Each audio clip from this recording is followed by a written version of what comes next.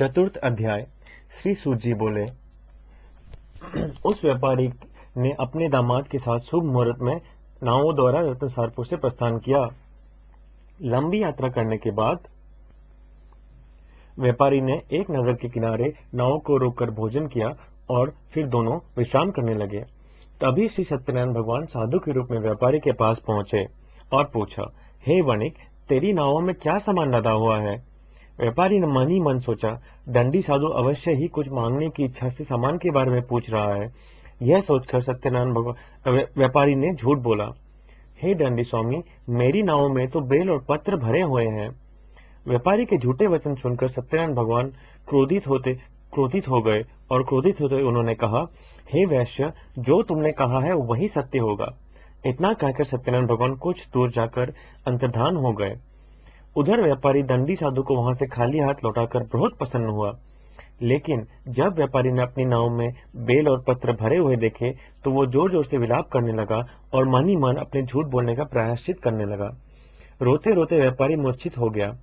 कुछ देर बाद जब उसकी मूर्छा नष्ट हुई तो वो फिर विलाप करने लगा। तब उसके दामाद ने कहा, आप इतना दुखी मत होइए, ये सब उस दंडी साधु के शाप के कारण हुआ है, अतः वही दंडी महाराज हमें इस विपत्ति से छुटकारा दिला सकते हैं। दामाद के वचन सुनकर व्यापारी दंडी साधु की तलाश में चल दिया। कुछ देर ढूंढने पर उसे एक वृक्ष के नीचे दंडी साधु के रूप में सत्यनारायण भगवान मिल गए। व्यापारी ने दंडी साधु के चरणों में गिरकर झूठ बोलने की क्षमा मांगी। दंडी स्वरूप सत्यनारायण भगवान बोले, हे वणिक पुत्र, तेरे बार बार झूठ बोलने के कारण मैंने तुझे इतना दंड दिया है। तूने बार बार सत्यनारायण भगवान अर्थात मेरी पूजा करने के लिए कहा, लेकिन कभी पूजा नहीं की।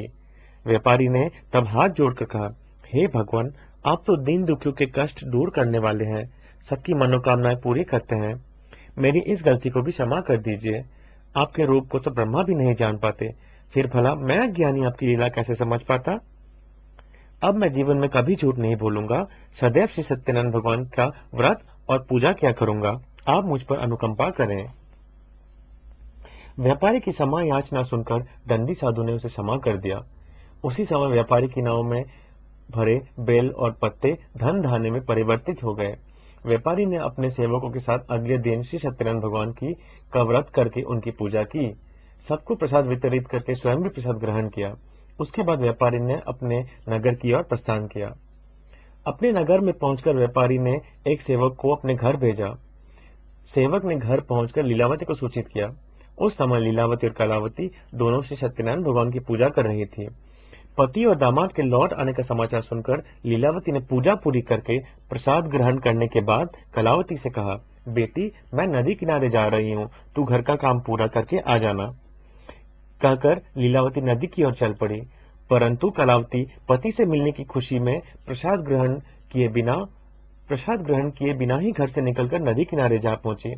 उसके प्रसाद ग्रहण न करने से सत्यनारायण भगवान क्रोधित हो उठे और उन्होंने व्यापारी की नावों को नदी में डुबो दिया। अपने पति को वहां न देखकर कलावती ने जोर जोर से रोना शुरू कर दिया। तब व्यापारी ने कहा, पुत्री, अवश्य ही तुझसे कोई भूल हुई है। उस भूल के कारण श्री सत्यनारायण भगवान ने तुझे यह दंड दिया है। तब व्यापारी ने सत्यनारायण भगवान से प्रार्थना की, हे भगवान, मेरे परिवार में किसी स्त्री पुरुष से कोई भूल हुई हो तो अवश्य क्षमा कर देना। तभी आकाशवाणी हुई, हे वणिक पुत्र, तेरी कन्या मेरा प्रसाद ग्रहण किए बिना ही चली आई है। यदि अब घर पहुंचकर तेरी कन्या प्रसाद ग्रहण करके वापस आए और उसे पति के दर्शन होंगे और डूबी नावें जल के ऊपर आ सकेंगे। कलावती ने वैसा ही किया। उसके प्रसाद ग्रहण करके वापस लौटने पर नावें जल के ऊपर आ गई। दामाद भी सुरक्षित नदी से निकल आया। घर लौटकर व्यापारी ने अपने परिवार और बंधु बांधवों के साथ मिलकर विधि अनुसार से सत्यनारायण भगवान की पूजा की। उसकी सभी मंगल कामनाएं पूरी हुई और वह आनंद पूर्वक जीवन यापन करता हुआ विष्णु लोक को चला गया। इति चतुर्थ अध्याय।